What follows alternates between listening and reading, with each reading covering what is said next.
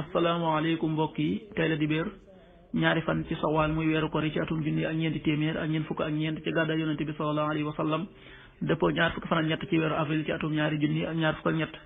ñaari fan ci weeru kori dafa bokk ci lim yu fàtt yi kon tey ci dibéer ji rafetul. ñaanuk bis bi yow yàlla nag ma saxal ci ngëm yàlla nag ma def ma nekk ku jub tey jubale allahumma sabitni waj'alni hadiyan mahdiya allahumma sabitni waj'alni hadiyan mahdiya xadiisu bis bi jëleef na ci Xays ibn Saad yàlla na yàlla gërëm leen mu ne yonente bi sallallahu alayhi wa sallama waxoon na ko ne ko ndax duma la tegtal ab buntu ci bunti àjjana yi mooy ngay wax la xawla wala quwwata illa billah xadis bi Ahmad nettali na ko ak at-Tirmidi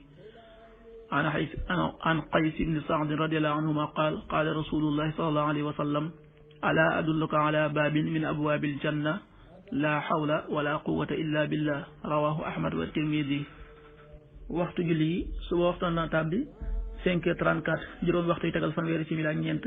tisbaar 13h32 benn waxtu wu tegal fanweeri simili ak ñaar takkusaan 16h32 ñeenti waxtu yu tegal fanweeri simili ak ñaar timis 19h24 juróom-ñaari waxtu yu tegal ñaar fukki simili ak ñeent gee 20h35 juróom-ñetti waxtu yu tegal fanweeri simili ak juróom. loolu mooy waxtu julli yi ci Touba ak li ko wër.